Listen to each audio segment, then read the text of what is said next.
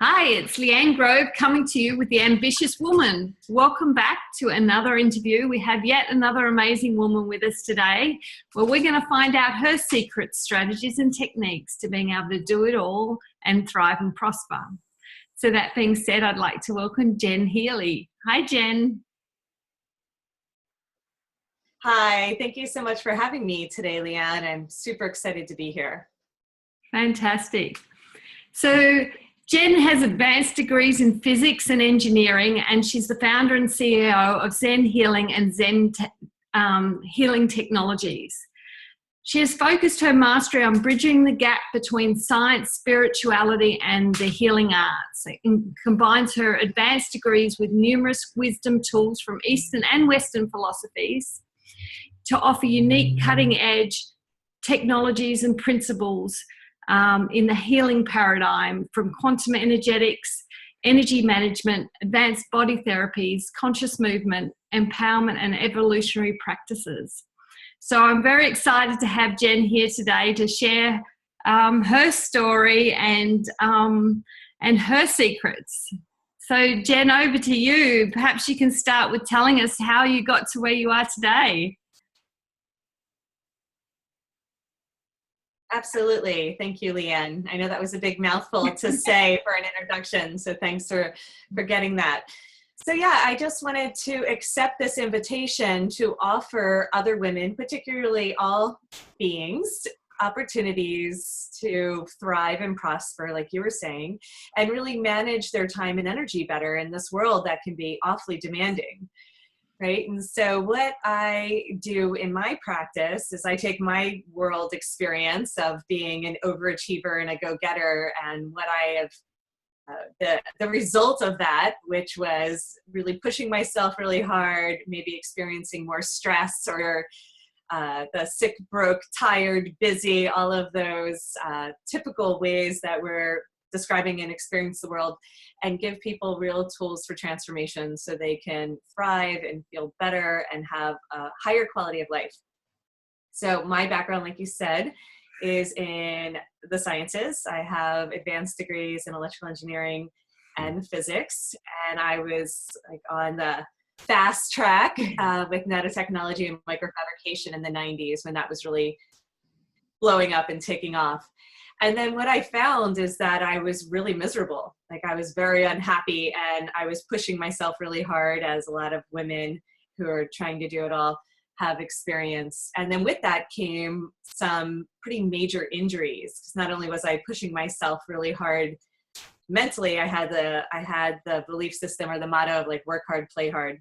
So I also wound up creating a lot of injury for myself. I was very active and played a lot of sports, and so I wasn't really accepting my limitations and resting as much as I should and really nourishing myself.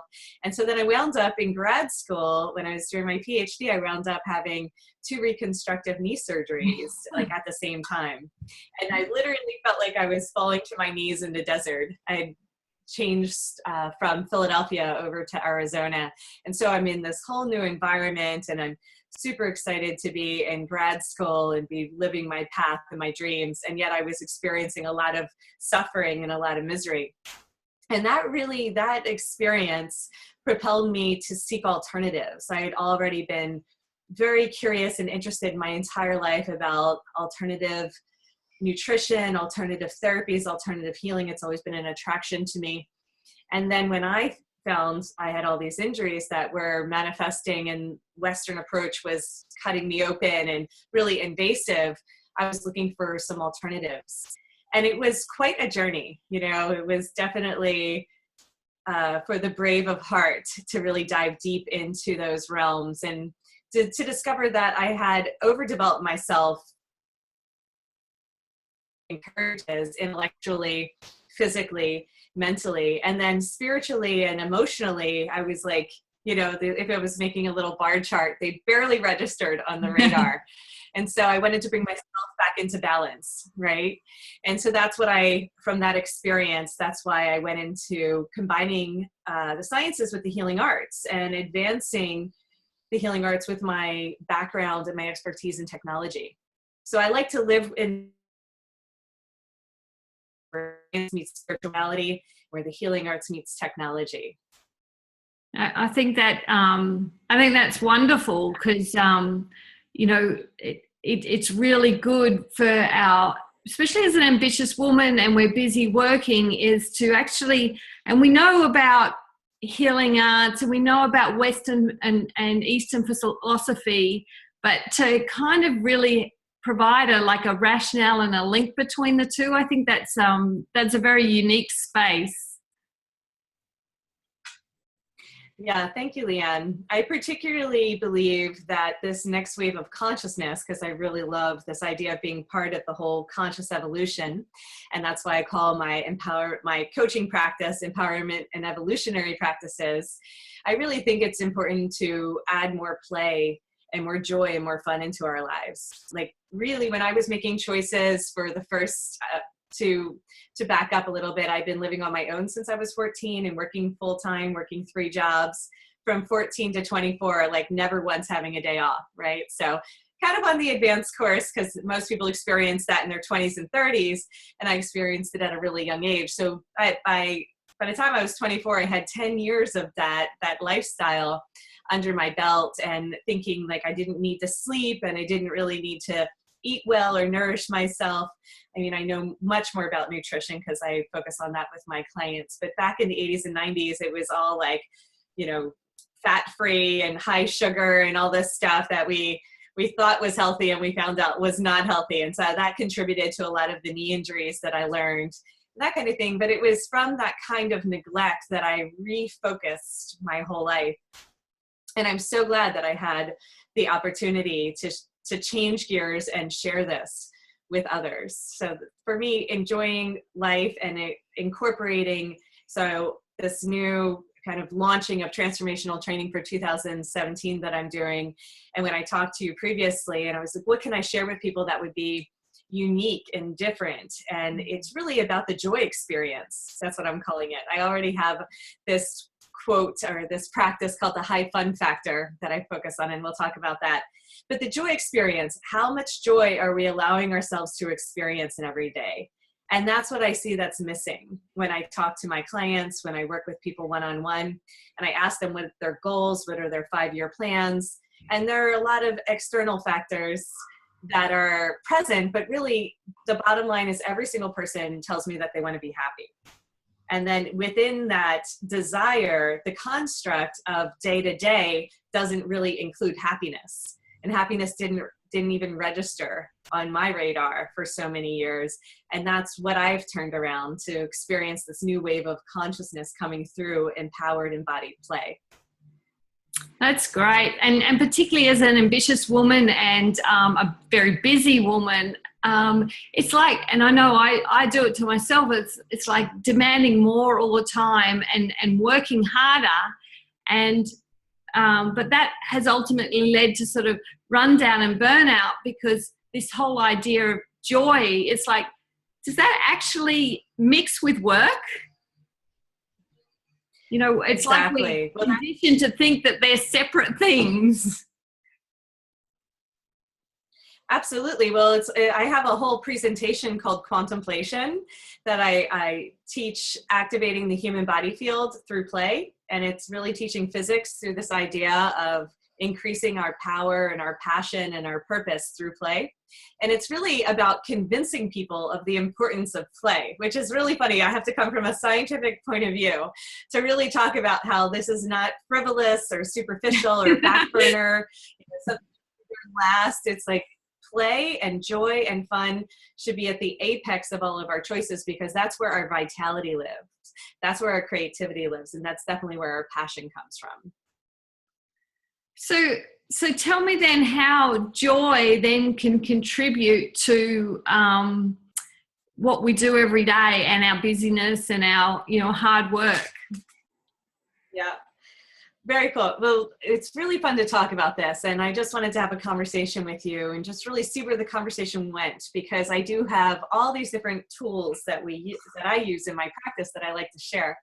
And the 3 simple things that I would like to give anyone, because I think people are very educated and they've heard of like the law of attraction, your thoughts become things, and think positive and create a gratitude journal. And we all know that, but how many people are actually doing it, especially doing it at the critical moments where they're experiencing the most stress or distress? So for me, I want to give people the most practical tools. Like, how can we make this practical so that we'll do it? And so I work with time and energy management, so time, energy, vibration. These are the three ways we can start to shift our day-to-day life to incorporate more joy and feel the experience, see what happens. So I believe that when we are functioning optimally, that we get astonishing results. We get the most, I call it harmonic coding. We get the most amplification in our field where we're being the most efficient and most effective. Now, if we go too far off one side or the other, usually ambitious women have to worry about doing too much, not less, right? So some people have to work with their procrastination. With people like myself, and I'm sure you and all the other ladies that are beings really attracted to this particular telesummit, they're really wanting to figure out how can they do it all and be refreshed, and sometimes we want to kind of like trick the universe.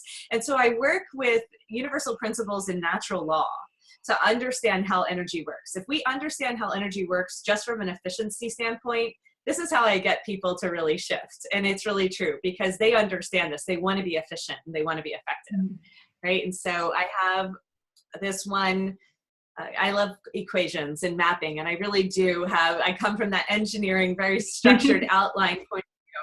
So I have this thing called the input-output equation. And so the input-output equation, and this is all available to you guys, I'm offering as a gift at the end if you wanted to go deeper. The input-output equation is really simple. If we're going to be in alignment with universal principles and natural law, things are going to go well. This is how nature works. This is how plants grow. This is how energy exchanges, and we see it everywhere. So it's just like day and night. We have 24 hours in a day, right? And it's depending on the season, it might shift a little bit, right? So, but we have 12 hours in, 12 hours out. This is the way I see it. So if we really follow this very simple equation and we allow that 12 hours in to equal the 12 hours out, we'll keep ourselves filled and fulfilled.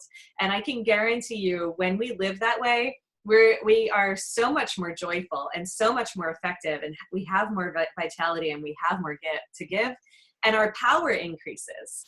So our joy is directly related to how much productivity we have in the world and what's the quality of that productivity, what's the quality of the interactions we're having, and are we uplifting and inspiring others, right? So if we're just getting through our day and just waiting for our work to end, or waiting for the kids to go to bed, or whatever people are dealing with, then we're really not functioning at 100%, right? The optimal radiant health, that's my particular motto for my performance programs. So the input-output equation, if I can just go into it briefly. So there's the basic level where we have 8 hours in, 8 hours out, right? So 8 hours in, which in is anything that fills us or nourishes us, that's, it's going to be like fulfilling on a physical level or a soul level, that kind of thing. It's input. And then the 8 hours out, we'll consider that work, right? So the 8 hours in is our sleep, and the 8 hours out, which they want to mirror each other and match each other. There's a reason why those numbers match up, right? So that's work. That's the first place I see people trying to buck the system. And then from there, we have 4 hours left, right? So we have 4 that's broken up into 2 sections. We have 2 hours for base, 2 hours for basic output. So after the basic, we get into the practical. So basic, practical, they add up to 10 hours, right? So these are the things that we have to do, I'll say. So practical is like showering, eating, getting yourself from point A to point B, meeting up with friends, taking care of bills, errands, food shopping, all of those things. So 2 hours in, 2 hours out. So what gets really interesting is when I talk about the precious time. So the precious time is those last 2 hours, that's input, output, out of the 12 hours a day. We really have 2 hours each day that's going to really be critical for the quality of our life and our experience. So that precious time when it's input, that's what I call soulful time. That's when we have our meditation time. That's when we're listening to spiritual teachings. That's when we're meeting with friends that really fill us up, or being in nature and going for a walk, maybe even taking a nap and resting if we're really calling for more rest. And then the output, the 2 hours output, is our growthful time. So that means that's our productivity. That's how we're propelling ourselves forward. That's our contribution. And so that growthful time is really key, that it doesn't get eaten up by our typical work, quote unquote work. If we're overworking, we're usually cutting into our growthful time and our precious time in the input realm, which is our soulful time. And this can be broken up because everyone's like, where am I going to get 2 hours from? Right? Yeah. Mapping out their day, right? Day to day. And it can be each day we look at it as even, or each week, or even each month. But we do balance it out with the seasons, right? In the winter, we want to add more downtime. And in the summer, we're going to be more active and be outside, just like the sun, right? And that's 100% okay. But if we don't follow the seasons, and if we don't really start to shift to make these changes, that's when we start extracting the vitality from our cells, and it affects our health, right? And we start extracting that energy. It's just like your bank account. If you're spending more than it's coming in, you go into debt. And this is energetic debt that people go into, managing time, right? So with time, we're just on that first one. It's like, how can we add more to our environment? Because if we're taking too much than we are inputting to ourselves, we start extracting it from our cells, extracting it from our environment, extracting it from our relationships. These things start to suffer. And then, of course, what does that impact? The way we feel, right? Our joy, our enjoyment, and our happiness, and our desire to get up in the morning and go for it, and really be filled. Does that make sense? That does make sense. So that's the time aspect. So we still have 2 more aspects, right? Because time is one of these. Time is one of these things that everyone feels like they don't have enough of, and it's like a scarce resource. But in that very energy of chasing it, it's like you're always feeling like there's not enough, which drives an emotion that certainly isn't related to joy. Absolutely. If we're stressed, we're not in joy. I mean, it's really simple. And stress is putting too much pressure on the system, or it being different than the way that we want it, right? So mostly there's certain virals, I call them virals, or different energy leaks that we have in our system. And we'll go into that in the next one with energy. So what are the things that people talk about? Time, energy, resources. Yeah. Right. So those are the first things that I address that affect not only our health and our well-being, but our relationships and our job and our finances. Across the board, there's this pattern that you can see that's consistent with all beings. It's just like the same story over and over again. That's why I call them virals. They're kind of like downloaded into our society. So I think it's really important to understand that even if we getting creative, right? So creative solution. It's like if you or the person that you're working with doesn't have like a solid 2-hour block to meditate, go for a walk, do some yoga, all the things that we know that will help us. We can break that up in 5-minute intervals. We can break that up into 15-minute intervals, 30-minute intervals. So we have 15 minutes every morning and 15 minutes every night before bed. That's our time. And I tell people that are talking, I'm like, you're cutting into my precious time right now. This better be inspiring, and it better be growthful. Or we'll have to talk tomorrow when I put you in my practical category, right? But those are the things, particularly as women, we allow people to cut into our precious time, right? And so when that is mandatory and absolutely essential, it is not a luxury to be happy. It's absolutely essential for our health and our vitality and our well-being. Then we restructure everything we're doing. Yeah, that's an interesting point, because I think as women, and particularly if if we're mums as well, is we want more for other people than we want for ourselves. In just the smallest ways, in just the smallest ways that we are conditioned. That's a conditional response. And so I actually call this radical self-care. For me, it's really basic, but because so many in particular have this difficulty of overcoming and breaking that pattern to take care of everybody else first, and then somehow we'll get filled up from that process. Yeah. And it really is something that we can unlearn. If we learned it, we could unlearn it, but it's going to take fierce vigilance and daily practice. It's like going to the gym and working our muscles. We don't go to the gym once and be like, we're done, right? We look good. It's like every day we want to practice and get into working our spiritual muscles. I call them spiritual muscles, or you could call it like, your super being muscles, whatever you want to call it, whatever brings you alive. But really a daily practice to create radical self-care so that we are, there's all kinds of cliches we've heard about putting your oxygen mask on first and all that stuff. And it's like, yeah, I know. That's why I think it's so important that this becomes embodied wisdom. Until it's embodied wisdom, really practice on the day-to-day, it's just not going to change, right? So we want to be the living embodied examples of that for other women and for our children and for every being that we come in contact with, because we're really giving them permission to take care of themselves when we take care of ourselves. Well, we break that whole we lead cycle. by example, don't we? So we can say a whole lot of things, but it's what we actually do that others learn from. So yeah, by giving to ourselves, we teach that it's okay to give to yourself. That's right. And that's when we get into vibration. That's going to be the third aspect that I talk about. And I'm going to give some examples of a daily practice, this radical self-care that I'm referring to, that really is the base.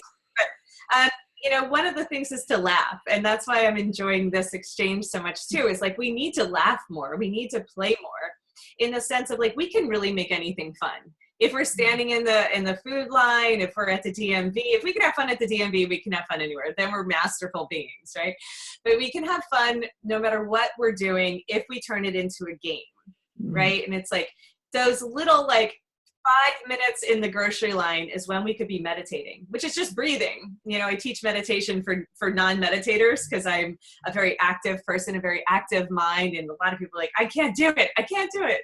And I tell them, if I could sit and meditate, anybody can. But it does take some practice. So I offer some free meditations online that are really helpful to just kind of tune the mind or give it a focus, right? So we're focusing our energy.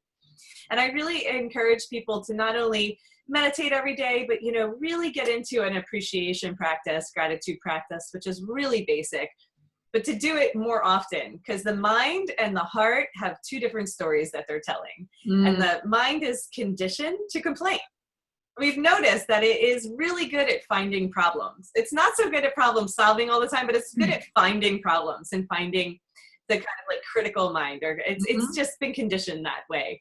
And so the heart, and finding the gratitude and finding the joy and being more playful, I find it to be like this side door in, because being loving and being in gratitude can be really difficult sometimes, especially if the mind has been really strong and taking over. But the joy hasn't been as overused and misused. And so it's kind of like the sidestep into the heart and into that place of appreciation. Because if I'm stressed, I'm going to have a hard time appreciating, right? But as soon as I get where I'm a little bit lighthearted and playful and I'm finding my joy, then I can find more gratitude, right? Then it's like I can lighten up a little bit. And then I'm aligned with that heart energy and that heart space. So it is really important to make things into a game, to play more often, to laugh more often. I also think it's important to just practice that simple gratitude, thank you, finding something you love, looking for something, looking for the joy in any experience. So we're wanting to up-level our joy experience so that it is our job to bring the joy, right? Another thing we were talking about before, and I loved our interview. Thank you so much for that time. It was, it's like, I bring the fun. That's what I say, right? Because external experiences, they come and go. They're all over the place, right? So if we are conditioned that if something great happens to us, we're happy, and then something bad happens to us and we're down and we're sad, then we are so dependent on a really fluctuating world and a lot of variabilities, a lot of discrepancies, to be diplomatic about it. But, it's really rough sometimes for people to be on that roller coaster. But how can we bring it back to ourselves? And meditation is part of that practice. As we align our being, and then our being radiates the joy, and then that's contagious. And it impacts and affects every person we come in contact with in the highest and best way, right? So we're self-generating that joy with these daily practices, and that's how important it is. I do it as a public service, it's like I meditate every day so I can be the best human being I can.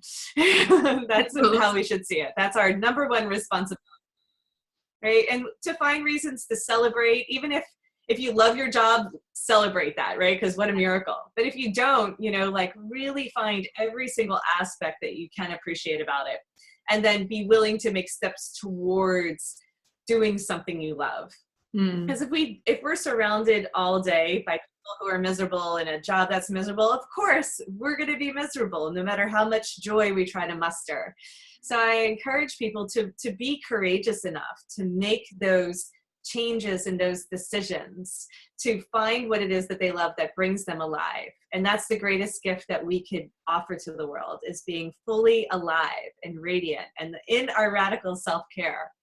It makes all the difference, So the last one I'll just add to that, because I have like an entire list, is like, we want to uplift others. We want to do for others. But at the same time, make sure we're coming from that place of fullness and then giving. So kindness and doing things for others is super important. And then at the end of the day, we're reviewing and releasing our day. So we have that precious time at the end of the day. So we're meditating and we're really allowing ourselves, like a lot of people you've probably noticed have trouble with sleep. Sleep is the main thing that's gotten off in our society. It's like, oh, we just push instead of rejuvenating.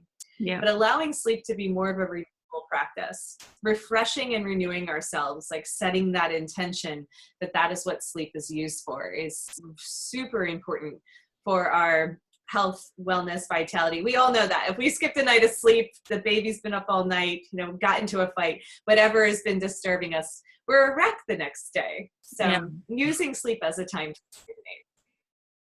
That's great. Well, that gives us plenty to do every day to improve that time input output. So are you saying there's two more aspects to this? Well, that was the energy one. The energy was the daily practice. Like, how could we, so time and energy are really like second cousins, they hang out quite a bit, and they're intertwined with what we do. And so we want to clean up the energy leak by identifying the things that are bringing us down or causing us distress and disharmony. And we start to release them by making better choices, right, with our time. And that leads to bringing more of an upliftment into our field. So the time piece is acknowledging and taking back our precious time. And the energy piece is this radical self-care and doing these daily practices. And the last one that I like to share, because there are 12 principles in my empowerment course, is working with vibration. And so working with vibration is understanding our vibrational offering, right? So vibrational offering and seeing that our thoughts become things. These are all very common experiences that we have in the world now. The last 10 years has been amazing, right? To really uplift our level of awareness. Yeah. But I really get into the point to break it down to simple practices, right? It's like, how am I feeling? Trust our feelings, because for women in particular, they need to really, I'm encouraging them to trust their intuition, and trust their gut feeling. And a lot of women that have been ambitious and living in a man's world, for me coming from the sciences, I turned off my capacity to feel my emotions and thinking they were weak, right, to take on the masculine qualities, when really my emotions can be used as my indicator of alignment. So there's two simple rules for this. It's either or and that is getting back into like our gut, right, and our instinct. And it's like, yeah, that's aligned, that resonates, that feels good. Or that's not aligned, that's not okay. And to really find where our is, where our yes is. And then if something is off, then we start to tune it and tone it back into alignment with ourselves, either by turning it into a game and making it more fun. So we don't always have to change the environment. Sometimes we can change us, right? Or if something is really off, then we're willing to change our environment, to change the circumstances so that it is a full body yes for us, So we can tell a new story to do that. So that's part of changing our vibration. What story are we telling ourselves all day?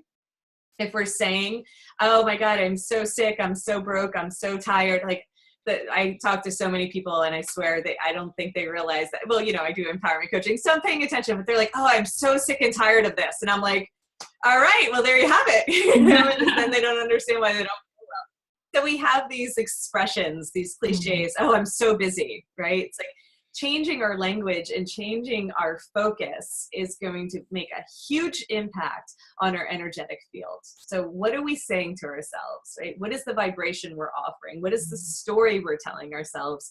So we can start to take back the responsibility for how we feel, you know, and just notice that when we tell ourselves an uplifting story, and not like, you know, put just icing on top of the poo-poo kind of thing, like really find the things that are working and uplift them and highlight them, amplify them, the things that are in harmony.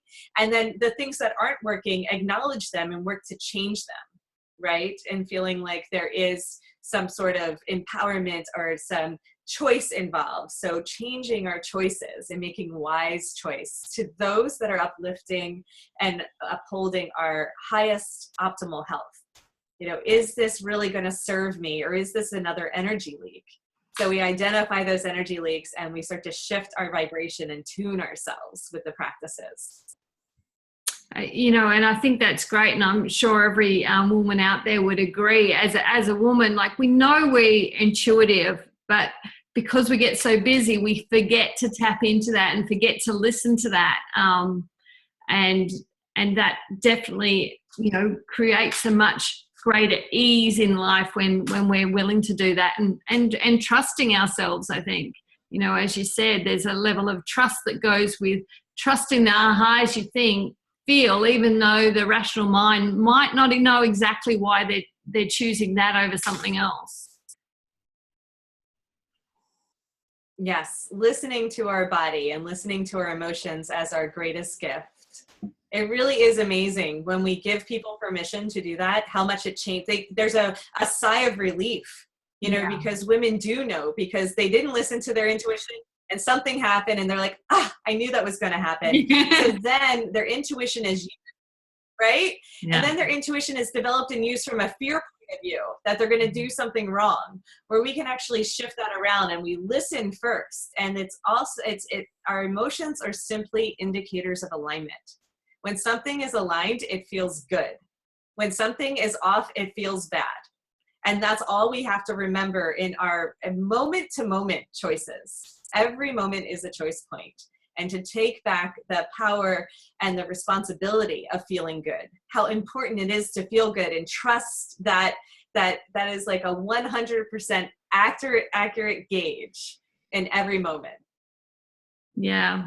And you know, and that, I love that, because I've learned to do that. And the learning for me behind that is that the choices for me are going to be different to the choices for other people. So, you know, I only have my internal gauge. Yes, I can get views and opinions from externally, but they still might not be the right choices for me. And being okay with that. Oh, it's amazing. That was really the message I got today in my meditation. It's like, you are absolutely, number one, the best person to make choices for you. And I am absolutely the best person to make choices for me. And she's absolutely the best person to make choices for her. And every person, it's like an equanimity within the field when we get out of the mind and start listening to the power of the heart. That heart intelligence really just makes it more of like a universal truth than a hierarchy, which means I have to be right and you have to be wrong. Yeah. But when we're really listening from the point of view that, for me, I am absolutely the best person to make the choices for me, and you are absolutely the best person to make choices for you, then we get out of the comparison game. Yeah. Look, that's fantastic, Jen. And you've really shared some great stuff today, and we're just coming to an end now. Is there anything you want to leave our audience with today? Oh, thank you. This has been really great. Well, I am happy to share my empowerment coaching program for the next month on my website. I have an online course that you can enjoy for free. You can check it out and really be with some more of the principles. I have 12 success principles to transform your life and all kinds of fun transformational training tools. But for me, it's really to embrace the concept that it is so important to feel good. It is so important to have fun. And it's so important to do what you love and really be willing to dream more and to think bigger than we have allowed ourselves. Giving people permission to shine is so important to me. So I encourage people to have fun and to play, and please bring more joy into your life, and that will increase your vitality. It'll increase your prosperity. It'll increase every part and every aspect of your life. And just play with it. Try it. You can always go back to being miserable, right? So try being joyful. And if it works, keep doing it. If it doesn't, go back. It's okay. There's plenty of suffering that it won't go away. No. So I just really encourage people to play with this and to be light about it. I have all different kinds of play practices that I've created with the Quantum Playground, and I make yoga swings to make movement and exercise more fun. And for me, it took a lot of convincing for myself that it was not superficial, but it's absolutely essential to my health and well-being to enjoy this life more. Oh, that's fantastic. And we will have that link available. Do you know the link offhand to share it with the audience?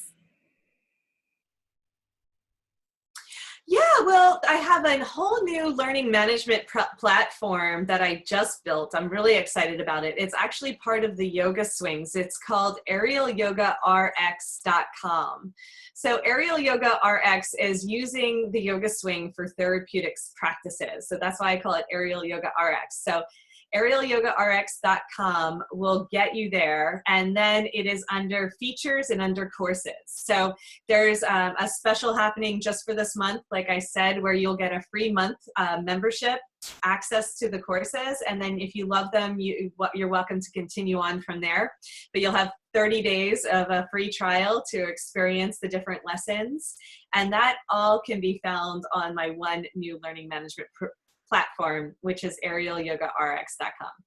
Well, that's very generous, Jen, and thank you so much for being with us here today. We've all got some really exciting strategies that we can start implementing now, which is wonderful. Oh, this has been such a joy, and I really appreciate being invited into the Telesummit. Thank you so much, Lianne, and I look forward to hearing the other women, the other talks as well. I'm very curious to see what type of spectrum we can span, right? This whole toolbox that we're collecting from you, and I super appreciate you taking the leap of faith to follow your dreams and to follow your heart, and I love what you're doing, and I do look forward to more time together. Thank you so much, Jen, and thank you to all our viewers, and stay tuned for another interview where we're going to get even more secrets and strategies for how we can live the life that we love. Till then, bye.